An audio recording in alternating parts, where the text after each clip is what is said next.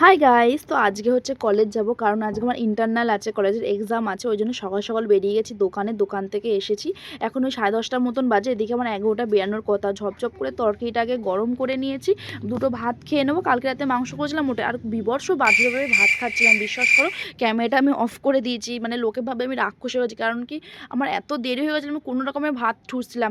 গিয়েই আগে বাসটা পেয়ে গেছি। কোনোদিনও বাসটা অত তাড়াতাড়ি পায় না, মানে আমি বাস স্ট্যান্ডে পৌঁছাতে আমার বাস পেয়ে গেছি। এত দেরি হয়ে গেছিলো, ওই জন্য কলেজের কোনো ক্লিপ আমি নিতে পারিনি। গিয়ে এক্সাম সিটে বসে গেছি।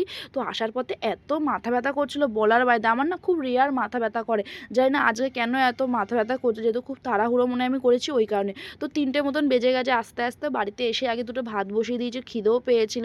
এসে ভাতটা বসিয়ে এদিকে কটা রুই মাছ ছিল দেখলাম, তাহলে রুই মাছটা ভাজা ভাজা করি। আর ওদিকে মাছের তেলও ছিল, আলু দিয়ে ছোটো ছোটো করে কেটেছি, দিয়ে মাছের তেলটা করেছি। এদিকে আমার ভাতটা অলমোস্ট রেডি, আর মাছের তেলটাও হয়ে গেছে। গরম ভাতের সাথে কিন্তু মাছের তেলটা খেতে ভীষণ ভালো লাগে, ঠান্ডা হয়ে গেলে না একদম ভালো লাগে না, বিশ্বাস করো। দেখো এদিকে আমার রান্না রেডি। এদিকে আমি দেখো অল্প মাছ ভাজার তেল রেখেছি, আমার ভীষণ ভালো লাগে মাছ ভাজার তেল খেতে অল্প। তো এদিকে আমি গরম জল বসিয়ে স্নান করছি, কারণ অনেক বেলা হয়ে গেছিলো, ওই 4টে সাড়ে 4টার মতন বেজে গেছিলো।